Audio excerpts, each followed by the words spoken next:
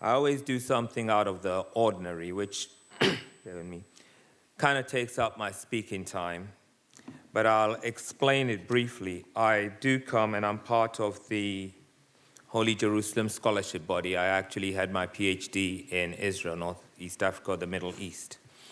And anytime I do a presentation, it's not from a religious standpoint, but from an intellectual standpoint. I give credence to the source that has caused me to be able to function.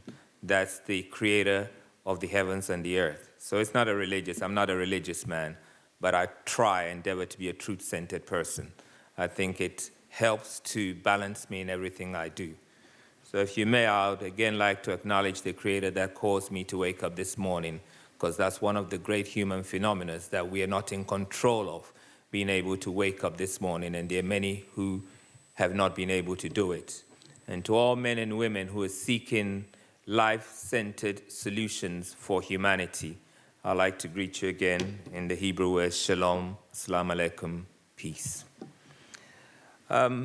One of the key factors, again, and thanks for the presentation, and I'll be real brief because it's a lot to discuss, is from the background I come and been working, education, and for those of you who heard my brief commentary on the topic this morning, I like to go behind the words to find the dynamics that cause human transformation. So one of the key things with Africa and education is, again, if you view, and we view Africa in 2015 and its status, there is a real confusing image of a body of people who the economist in London would speak about, over 3,000 different cultural entities, each with their own dynamic perspective of how you develop a mind, but across now the nation states of 55 African countries, if I may use the imagery, they have become pretty much the tail of global international participation, rather than with the potential that they have with them, at least equibalance into the center, if not the head. And it's not so much a statement, but it's why we have to have this discussion today. Because classical Africa is not what contemporary Africa is today. Classical Africa has some phenomena which will pretty much confound even developments today and on end. But that's not why I'm here. This is an opening address. I mean, the development of steel and etc. But I wanted to go behind, and as we discuss this, to open some things, to widen the discussion, especially since it comes to something which is in my heart and at home. And one is education. Africa has been pretty much layered with different forms of education: Western education, Islamic education, Christian education, atheist education, traditional education.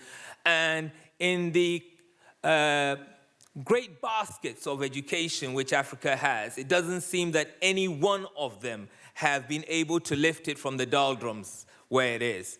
I don't want to throw the baby out with the bathwater, but if we are talking about education, we may have to peel some layers, if you can bear with me, as to then what kind of education and structures can take Africa into the next phase. Otherwise, if it doesn't, Africa as it is today would actually become extinct. I would like, again, for my Nigerian families, there is a quip they do in South Africa when I was there. They claim the Nigerians are one of the most studious Africans upon the face of the planet. Every 1 in 4 Nigerians has a PhD. But again, if you marry that into the current development of Nigeria as a nation state after Lord Lugard, it's confounding how that great bank and resource of intelligence, with 3.2 million barrels of oil coming out of Port Harcourt in the Niger Delta today, still causes them not to lift the whole of Africa out. I think you are following.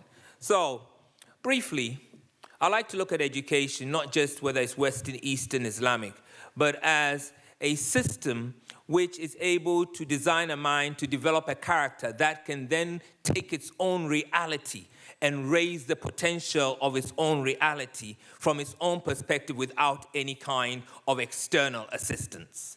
It can develop what it is in itself and can impact and engage on it. And this is where I come from.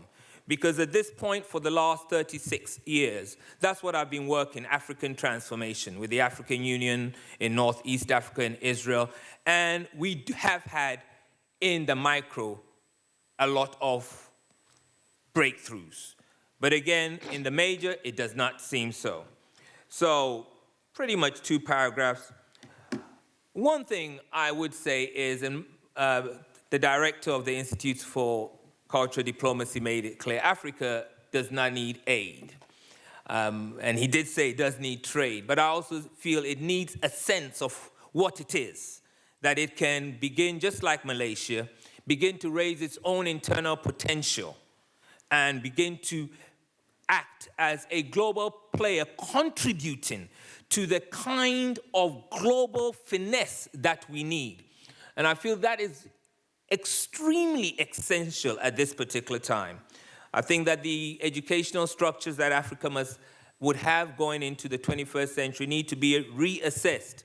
That whatever Africa takes at this particular time is not just parroted or spoon-fed down to it, but is an analysis of the things that would seek to preserve and protect the things that Africans place value on, and also can provide a solution for the greater human family.